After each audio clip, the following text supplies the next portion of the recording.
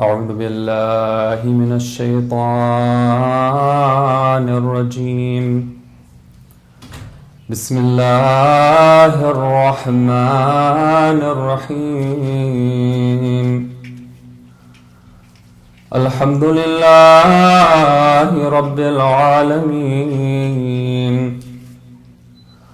وبه نستعين، إنه خير ناصر ومعين، ولا حول ولا قوة إلا بالله العلي العظيم. ثم الصلاة والسلام على أشرف الأنبياء والمرسلين، وخاتم النبيين وسيد المرسلين، أبي القاسم محمد. اللهم صل على محمد وآل محمد وعلى آل بيته الطيبين الطاهرين المعصومين المظلومين،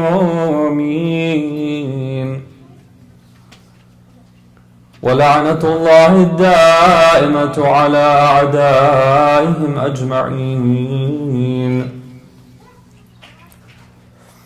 السلام على الحسين وعلى علي بن الحسين وعلى أولاد الحسين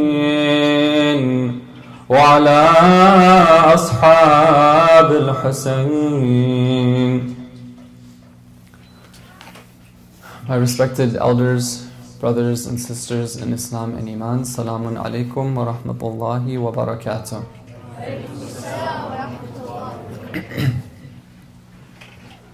We're gathered here on tonight, the second night of Muharram.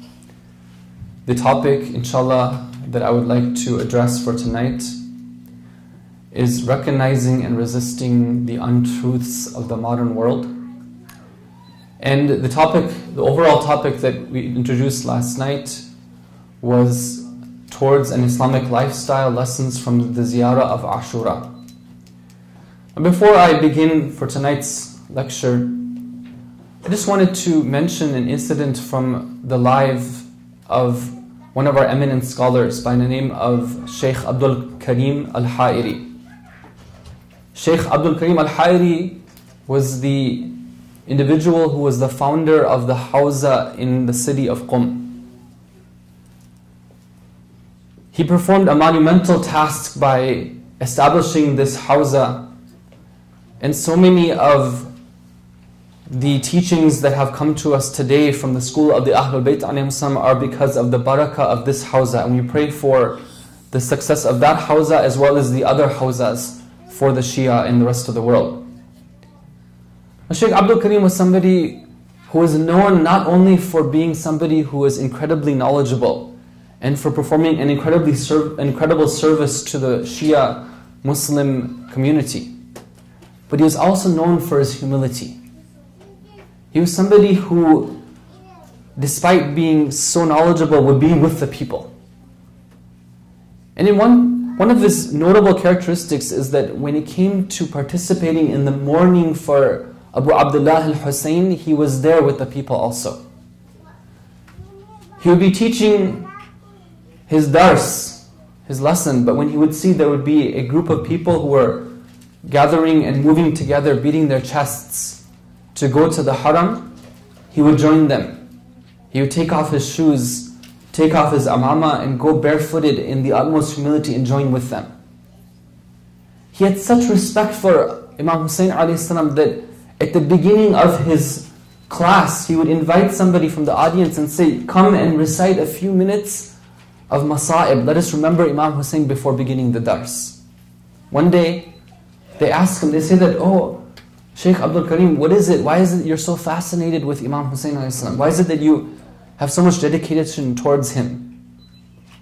He responds, he says that after all, what do I have that is not from Imam Hussein alayhi salam? What is it that we have that is not from Imam Hussein alayhi salam? Sallu ala Muhammad wa ali Muhammad.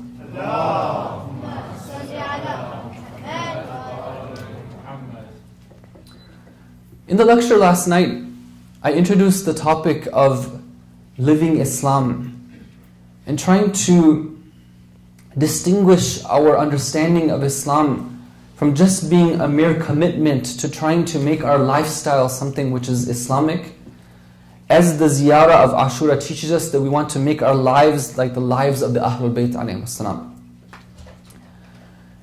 Last night was an introduction. The practical points that we took from the lecture were regarding how we can commemorate the morning of Imam Hussein alayhi salam. Inshallah, my intention is every night to have some practical lessons that we can learn. After all, we're coming to these majalis, and our main purpose, of course, is to shed tears to remember what took place. But it's also an opportunity for us to learn and to practice and inshallah to elevate ourselves. So as part of that, I would ask that you come with me. Let us go on a bit of a journey. Let us try to learn something as well. Learning will involve going through some concepts, looking at some of the teachings of the Ahlul Bayt alayhim salam. Of course, we'll also try to tell the story. We'll try to recount what took place. But we also have to try to explore new territory and see what we can gain, especially as we're going through the text of the Ziyarah of Ashura and taking practical lessons from it. Regarding the lectures, I would like to say that I don't intend to say anything which is offensive. And I would encourage you to invite others, even those who are from the other schools of thought within Islam. Imam Hussein alayhi salam is not a figure that is exclusive to the Shia of the Ahlul Bayt. We don't have the right to claim him as our own. He is a figure for all of Muslims. In fact, he's a figure for all of humanity. And his message should be one that is shared with others as well too. The line that I would like to cover from the ziyarah for tonight, actually, those of you who are familiar with the text of the Ziyarah Ashura, you'll know that one of the qualities of this ziyarah is that we frequently mention these two words, bara'a and la'an. For example, in the ziyarah we say, فَلَعَنَ اللَّهُ أُمَّةً أَسَّسَتْ أَسَاسَ الظُّلْمِ وَالْجَوْرِ عَلَيْكُمْ أَهْلَ الْبَيْتِ وَلَعَنَ اللَّهُ أُمَّةً دَفَعَتْكُمْ عَنْ مَقَامِكُمْ. And then we say, وَلَعَنَ اللَّهُ الْمُمَهِّدِينَ لَهُمْ بِالتَّمْكِينِ مِنْ قِتَالِكُمْ بَرِئْتُ إِلَى اللَّهِ وَإِلَيْكُمْ مِنْهُمْ وَمِنْ أَشْيَاعِهِمْ وَأَتْبَاعِهِمْ وَأَوْلِيَائِهِمْ. So on and so forth. In this ziyarah, we repeatedly identify individuals and groups of people, and we renounce them. We declare ourselves as free from them, and we do la'an on them as well. What we'd like to do is to see how we can take a practical lesson from life, from this concept of bara'a and la'an. Now, in order to do that, I need to explain a little bit regarding these concepts. Because in today's society, when we talk about distancing ourselves from somebody and saying that something is wrong, then people immediately are a little bit uncomfortable. Shouldn't we be tolerant of everyone, no matter what their opinion is, no matter what they practice? Shouldn't we be inclusive and be open? Yeah, if it's a case that we want to believe in something, fine, but how can we say that somebody else is wrong? Well, this ziyarah, time after time, we identify people, we identify what they stand for and say that, you know what, this is something that we don't stand for. Now, how can this be? I want to give you an example. Let us take the digestive system of a human body. You know, we have been gifted with this incredible ability to take food in our body and we put it in our mouth and enjoy the tastes that are associated with it. And then it goes down our throat and we pretty much don't worry about what goes on next. But the Ahlul Bayt alayhim salam, they taught us that even what goes on next is something that we need to be aware of and need to be thankful for. In one of the, Ahlul Bayt were people who lived Islam and they remembered Allah at all times. They taught us that even when somebody has processed that food and now it has come time for them to cause that remnants to leave their body, there's a special supplication that they should recite. Our first Imam ﷺ told us at that point, recite the following. Alhamdulillah alladhi razaqani lidhata. All praise belongs to Allah who has granted me the ability to taste that food. Wa abqa fi jasadi quwwata. And He has caused to remain within my body that which gives it strength. وَأَخْرَجَ مِنِّي أَذَاهُ. And He has caused that which is harmful for me to leave my body. يَا لَهَا نِعَمَ يَا لَهَا نِعَمَ لَا يَقْدِرُونَ الْقَادِرُونَ قَدْرَهَا. Allah gives us so many blessings, no one can even count the number of blessings. This is the dua that Imam Ali taught us to say when we're making use of the facility to cause the remnants of the food to leave ourselves. You see, brothers and sisters, the fact that we have a system of taking in is one cause of thanks.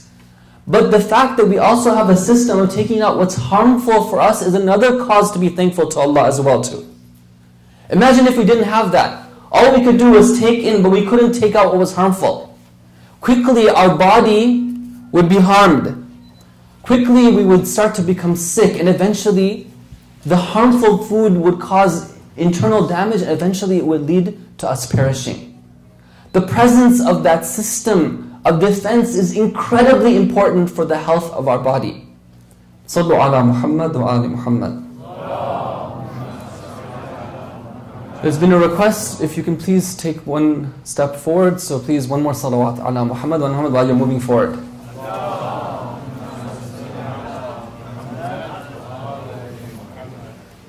And one third salawat ala Muhammad wa ali Muhammad.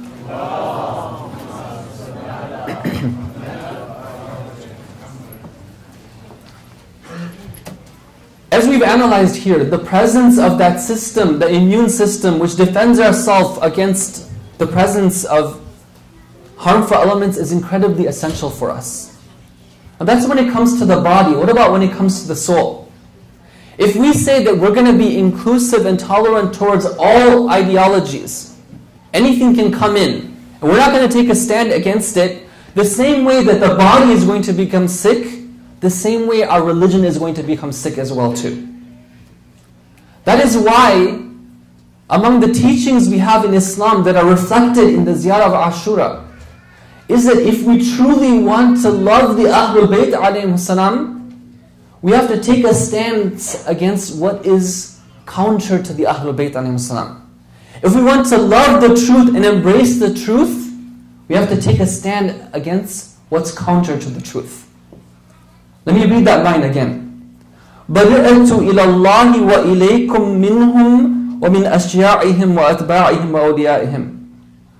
I declare myself free from, I distance myself away from those people who established the system of injustice against you, Ahlul Bayt.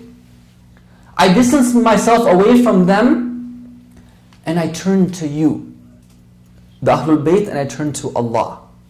This is the position that a believer has to have. A believer has to take a stance against what is wrong and be very aware and vigilant that they don't allow those harmful elements to enter into their deen. Now, how does this connect to our topic? What we're trying to look for is lessons on how to live an Islamic lifestyle.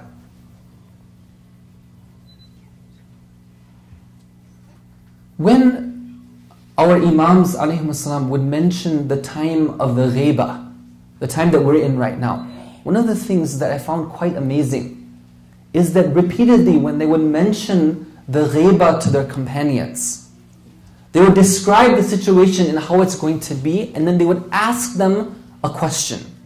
And it was the same question. I found this tradition reported from our first Imam. I found the tradition reported from our sixth Imam. I found it reported from our 10th Imam alayhi salam as well too. And it's likely that if I were to search, and we were to search, we could find it reported from the other Imams alayhi salam as well too. What is that tradition?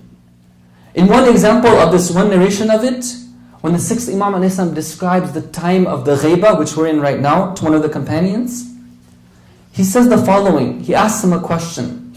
He says, كَيْفَ أَنْتُمْ إِذَا بَقِيتُمْ دَهْرًا مِنْ دُهُورِكُمْ لَا تَعْرِفُونَ إِمَامَكُمْ. The question I have for you, the Imam asks, is how are you going to be? How is your religion going to be at that time when you do not have access to the Imam? When you do not see him physically present among you? The question is about how our practice of religion is going to be. The Imam isn't asking, are you going to be Muslim or not going to be Muslim? He's asking, what kind of Muslim are you going to be? Now, we take this and apply it to the concept of an Islamic lifestyle. One of the teachings that we can gain from this ziyarah is that we have to be very vigilant and understand what is it that is truly an Islamic lifestyle and what is it that is the counter-truth of that. What is truly not Islamic. You see, brothers and sisters, in today's world, we find a version of Islam which is being promoted, which some people like to call Islam light. You know, we have Islam which is heavy, and we have Islam which is light. Now I'm going to give you an example of Islam which is light and the way it's being promoted to our very own communities. The example actually is of a character in a comic book. This character's name is Kamala Khan. I don't know if you've heard of Kamala Khan. Kamala is the latest Miss Marvel. Marvel is a company that produces the comic books. Right? They have a character, a figure who is featured as like one of their main characters. The character right now is a lady by the name, or a girl by the name of Miss Marvel. It happened just this year, in the year 2014, that they introduced this girl. And she's a Muslim. And people were really excited about this idea. That finally, after all this time, we have a Muslim comic book character. And we saw Muslims flocking to the idea. They were really happy about this. Okay, finally, we were looking for this. Look at what is it that they were saying and what is it they were promoting. So when they were discussing, this was before the comic books actually came out, they started promoting it. The editor describes, and we need to go through this in a little bit of detail, pay attention to what's being said. The editor is describing how it is that she came up with this character. She says that as much as Islam is a part of Kamala's identity, this book isn't preaching about religion or the Islamic faith in particular. Kamala is a girl who is from a Pakistani descent. And she grew up in New Jersey. She's the daughter of immigrants who migrated from Pakistan, and she's growing up just like any other American Muslim teenager. The editor says the following. She says that it's a struggle, it's about what happens when you struggle with the labels imposed on you, and how that forms your sense of self. It's a struggle we've all faced in one form or another. And it isn't just particular to Kamala because she's Muslim. Her religion is just one aspect of the many ways she defines herself. Okay, this is key. Her religion is just one aspect of the many ways she defines herself. Her religion is one of the things she does, but she does other things as well too. Remember, Islam light versus the pure Islam. Islam which is the true and complete Islam. She's very much the kind of girl who grew up staring wistfully at Manhattan, thinking if only I could make it to the big city. Look at the picture being set forth here. There are some who want to make it big in life. Making it big is making it to the city. Living it big, making it big. She's strong, beautiful, and doesn't have any of the baggage of being Pakistani and different. So being Pakistani and being different is baggage. It's excess baggage. What's important is that she's strong and she's beautiful. By the way, Kamala Khan doesn't observe the hijab. Okay, and some of the criticism I'm going to be putting forth here is going to be regarding her not observing the hijab. But I want to make a disclaimer here. This is not a way of saying that anybody who doesn't wear hijab is somebody who is a terrible person or we're judging them. No. We're not allowed to look down upon somebody. We're not allowed to criticize a person or look down upon them because of an action that they're doing. We can criticize that action but not the person. But in this case, we're talking about a comic book character who's being posed as a role model for our Muslim children and our Muslim teenagers.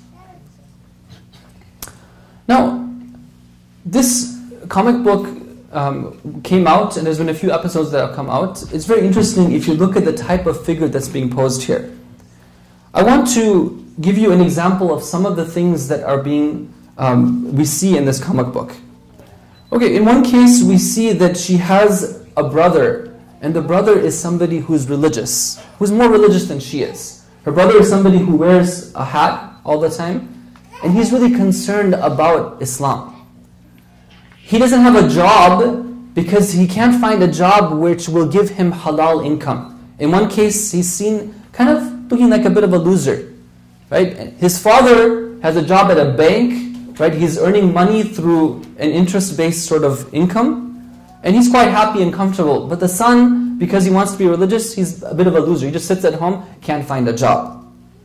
Okay, now it's interesting the type of imagery that's being posed here.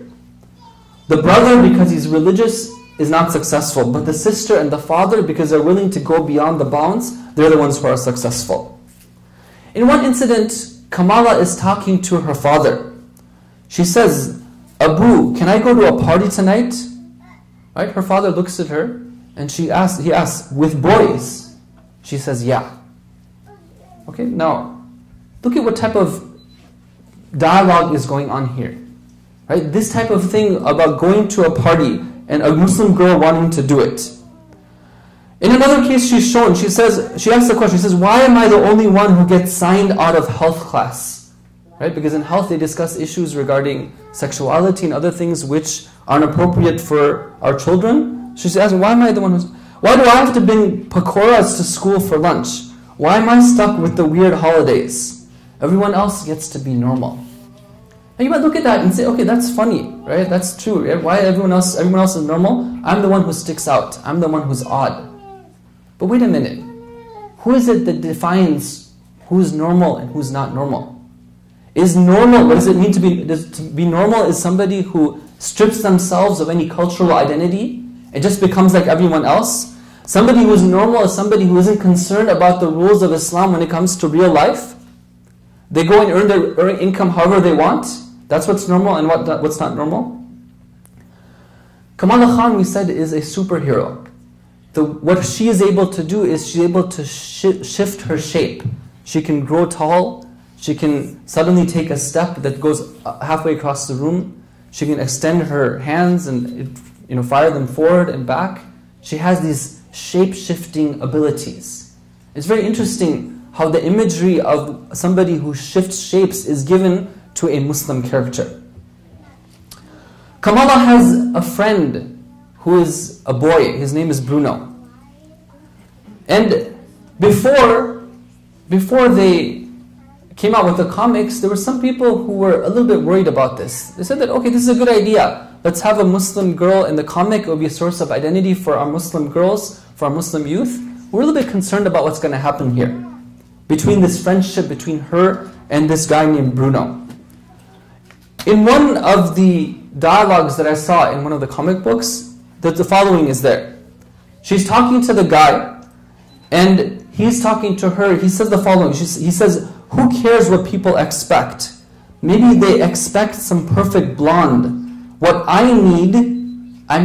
we need is you."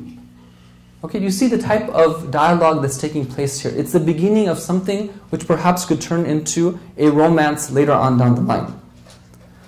Now, what's the big deal? Okay, Brother Salim, you're talking about a comic book. It's a Muslim character. We've accomplished a lot, have we not? Right? After all these years, finally we have some representation in the mass media. It's something that we can share with our children. Right? Why are you criticizing it? It goes back to this concept, brothers and sisters, of being clear about where the lines are. Where are we going to draw the lines? If we have this, if we've taken a lesson from the ziyarah of Ashura regarding la'an and bara'ah, of being firm about our principles, of being firm about rejecting what is not Islam, then we can apply that here and realize that if our youth and children adopt this as a role model, then it's going to lead to slowly the destruction of Islam in its true sense. Because this is not Islam. The type of Islam that's being promoted here is Islam light. An Islam where you can have a casual commitment to the religion, but in every way other than that, you act just like everyone else out there.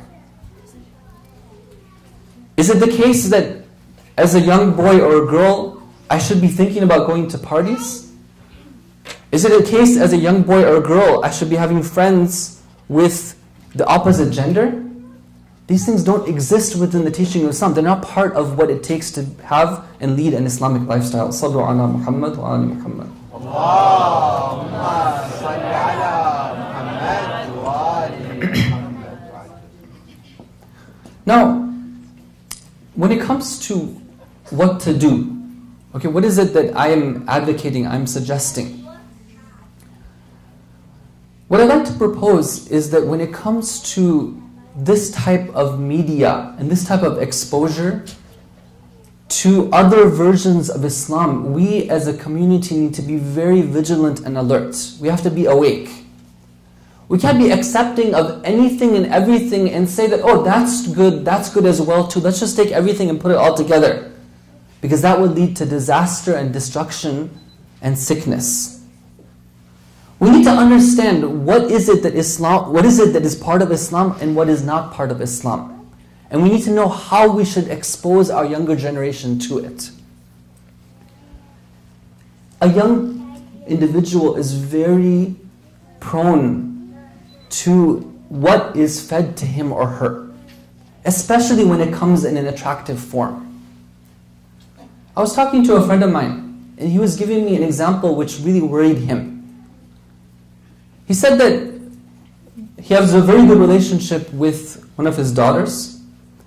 The daughter doesn't give them problems, like they're very good with her parents. One day, however, the daughter comes home and her mother wants to make her hair into braids. Okay, now this is something, she's a young girl, right? Her mother wants to make her hair into braids. Every day they would have this ritual, she would come in, the mother would put into braids. But today, when the mother wants to put the hair into braids, the daughter says that no, you don't have a right to put my hair into braids. It's my hair, and I get to choose whatever I want to do with it. And she refuses, she throws a tantrum, and her mother is really upset. The father comes home, he sees that things are different than usual. And he asks, what's up? He said, oh, it has to do with the braids. She didn't want her hair braided today. Now the parents were puzzled. He said, why is this the case? Why is it that suddenly the daughter is acting like this? And they couldn't figure out, was it something in school? Was it a friend? What is it that's going on? And finally they traced it back to the Scholastic book that the daughter had been reading. Scholastic is a company, as you know, they sell books in the schools, right? And they're promoted as a means of becoming educated and improving our literacy. They looked at the book that she had recently gotten and they saw that it was about a young girl who is growing up in the modern world. She, in one incident, tells her mom that it's my hair and you don't have any right to braid it. I'm going to choose what I want to do with my hair. And the same thing. She refuses, her mother gets upset at her. Now in this story, it's very interesting. The father comes home and he finds out what happens and he takes the side of the girl. He says that the girl has a right to do whatever she wants with her hair, and you as a mother, you step back, let her choose when she wants to. And this is seen as a right of growing up for that girl. Now, what's the big deal, Brother Salim? Braiding hair, not braiding hair, shouldn't it be something which is a matter of personal choice? Brothers and sisters, let's not be focused on just the incident itself. Look at the larger picture here. The larger picture is that when it comes to our exposure to different books, different media, video games, movies, there's an onslaught on our young generation which is trying to teach them a certain way of thinking about life, which in some cases is completely contrary to the teachings of Islam. In Islam, we are taught a basic principle of respecting our parents. In Islam, we are taught a basic principle of haya. Haya. What is haya? I was with a group of youth and we were discussing East versus West. What is the difference about the Eastern culture and what about the Western culture? And we came to this topic of haya, of chastity, of modesty. And however hard they tried, they couldn't come up with any understanding of haya in Western culture. They said it doesn't exist here. We don't know what it means because it's not out there in the society. But we're told in Islam that man la haya lahu la dina lahu. Whoever doesn't have any haya has no religion. Meaning that an essential part of practicing the religion, an essential part of being able to respond to our imams who are asking us how we are going to be during the time of ghaiba, is having a life of haya. What does that mean? It means that when we interact with the opposite gender, that we hold ourselves to a certain code of conduct. Whatever goes as a guy with my guy friends doesn't go with the women that I interact with who are non-mahram. Whatever goes with my family doesn't necessarily go with those who are not my family. The way I dress, the way I behave, there's a difference. There's some things that Allah tells me to keep private and to keep exclusive to certain groups. And that's part of building a healthy society. That's something which is essential to the deen, essential to practicing Islam, essential to building an Islamic lifestyle. But if I'm not careful, this is something that, without even realizing it, I'll be affected by it. Even in my own situation, my own life, I've seen this with my own children. One video clip can change the nature of the way that children talk to each other. Right now, if you go, there are some programs, not too many of them, where they depict a family in which the brother and sister speak to each other respectfully. It's amazing. You look at it and you're like amazed at the type of akhlaq they exhibit towards one another. That's rare. Most of the time, however, you see the way that brothers and sisters talk to each other. You see the way that children talk to their parents. You see nothing but rudeness. There's an author by the name of Robert Munsch. Maybe you guys have heard of him. I think he's Canadian. Right? Was it Robert Munsch, right? Yeah. Okay, you probably all read him when you were growing up. Maybe you still read him right now. Very interesting, right? At the surface level, you see, okay, somebody who writes, funny books, no big deal here, right? Nothing really, no problem. Okay, interesting topics. You laugh at the end of the day. There's good illustrations as well too. But I encourage you not to be naive. Understand that there is truth and there's counter-truth. What sort of dialogue takes place between the children and the parents in these books? What sort of pictures are being portrayed as well too? I was shocked. In one page, in one book, I saw that a doll was being sold. Now, you might have seen this story before, but there's a doll being sold, and it's a life-size doll of a girl, and a boy who is just as tall as that life-size doll comes and wants to buy that girl doll. What is it that this boy is going to do with a life-size doll which is the same size of him, who's a girl? Right? An inquiring mind would want to think about this. If you just look at the way that certain images are portrayed in certain sort of states of dress or undress are portrayed in a children's book, a questioning mind wants to ask, why are these images being shown to our children? In a book and an author that's promoted in all the schools as being an exemplar author. We have to be careful. It goes beyond just haram and halal, brothers and sisters. Sometimes, yes, it can become haram because it's something which directly corrupts our children. But as a parent, as a community, I have to understand one thing, which is that when it comes to raising children, and raising youth, the concept of tarbiyah in Islam, there are some times when we need to take extra precaution. We don't expose a young person to anything and everything. Because at a certain age, if we do so, no matter how much we explain, no matter how much we present to them that no, it's not this, it's the Ahlul Bayt, it's not this, it's the Ahlul Bayt, that image, that sound, that video is going to be something which is imprinted in their soul.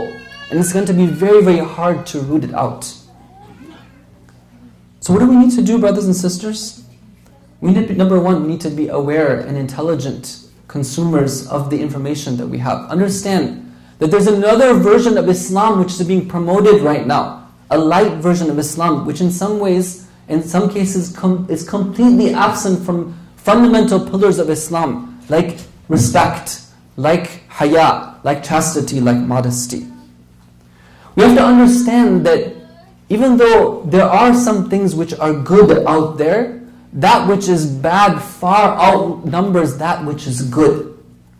That means that our responsibility as people who are exposing ourselves to movies, to video, to other forms of information and entertainment is incredibly great and severe. And finally, as a community, we have to understand that, okay, if this is a situation, we need to produce our own. Producing our own doesn't mean that, okay, we need to now submit a proposal for the next Marvel character. Let's fix Kamala. Kamala, for example, she wasn't wearing a headscarf. Let's introduce, Komela, right? And Komela will have the headscarf on. Will that solve the problem? No, it won't solve the problem. Because after all, this whole world of comic books and comic characters and all that, it's a fantasy world. What they stand for, what they are driving for is something different than what Islam teaches us to stand for and to be aiming for in life. Could we come up with the focus of a comic character is to solve the world's problems by doing extraordinary feats with their bodies. Whereas what we're told is that we're supposed to be solving the problems of the world by relying on Allah and by dedicating ourselves in service to Him and realizing that everything good that takes place in this world emanates from the source of all goodness. There's a fundamental difference in philosophy.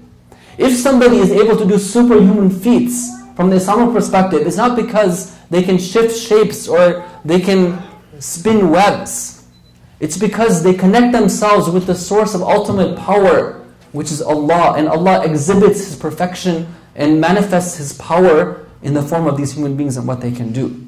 It's a completely fundamental perspective, and that's the way we need to approach it if we're going to be able to approach it. Sallu ala Muhammad wa ali Muhammad.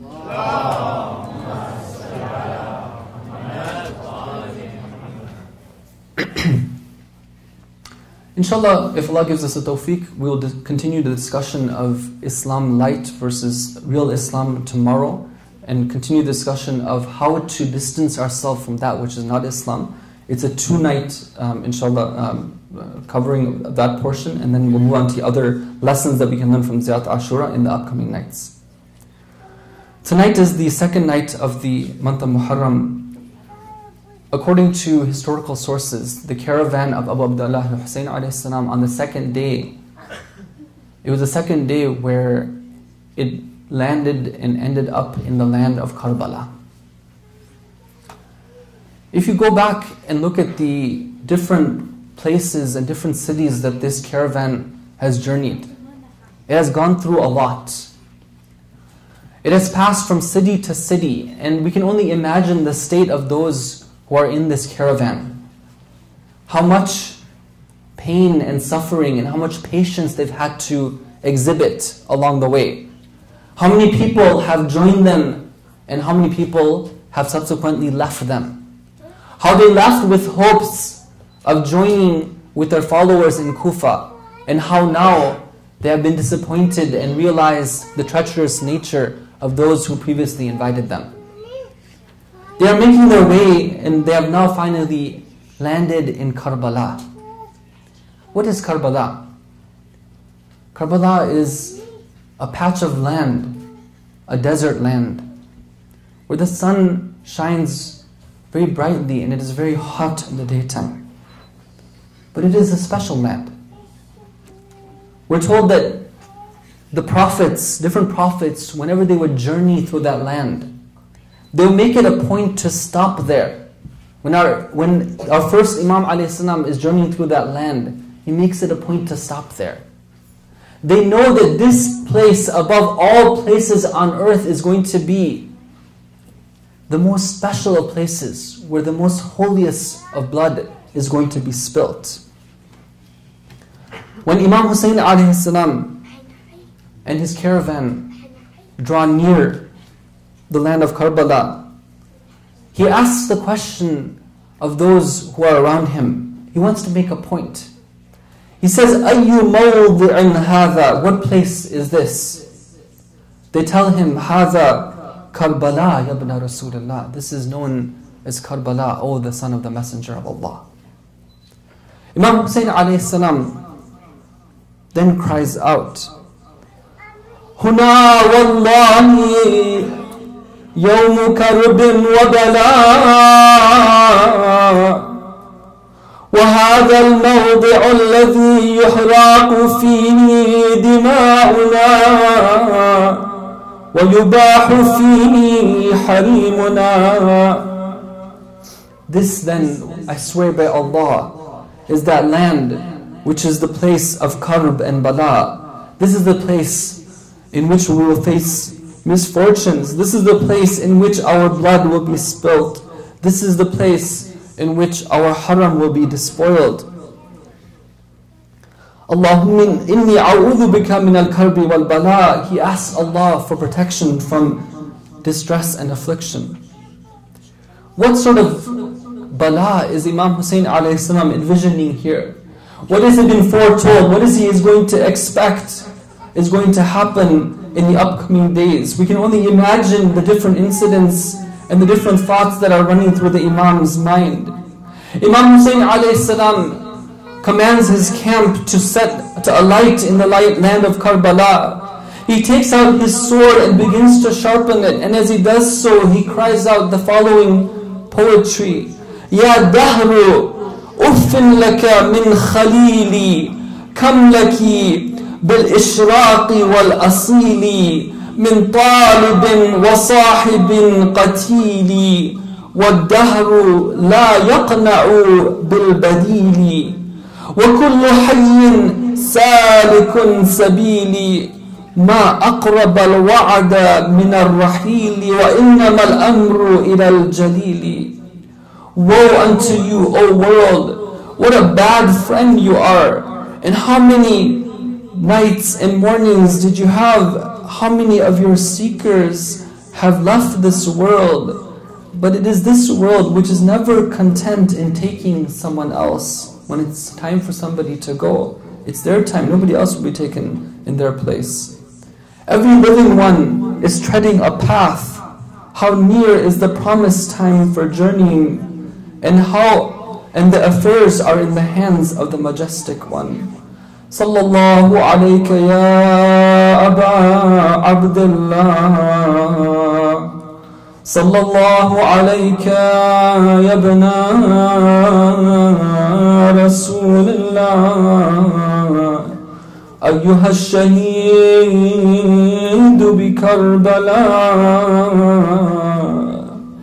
When Imam Hussein alayhi salam says this line of poetry, there is one who is listening to every word intently. The narrator reports that as soon as he finishes, his sister Zainab salamullahi alayha comes out from the tent. She says, "Oh my brother, these words that you just said right now, these are the words that are said by one who is sure and certain that he is going to meet death. Is this the case?" Imam Hussein alayhi salam says that, "Yes, my dear sister." Zainab salam alayha cannot contain herself. She begins to mourn and weep. She knows that finally that place in the promised land has been arrived at. The other women of the tent comes to know. Wailing fills the air.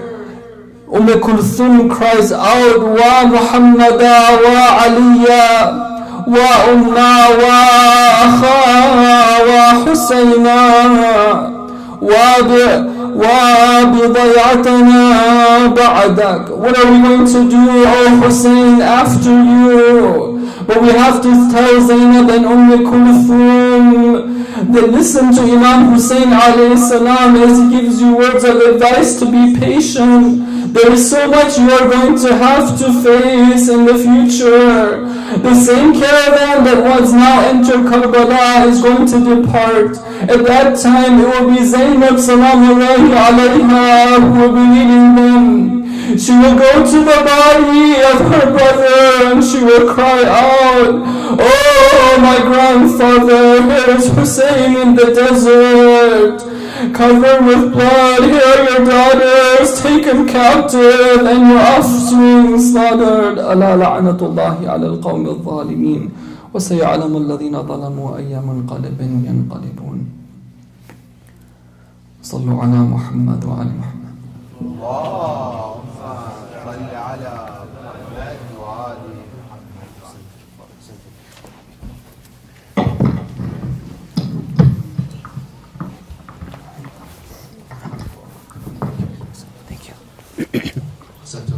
Inshallah, a few announcements before we end the English program.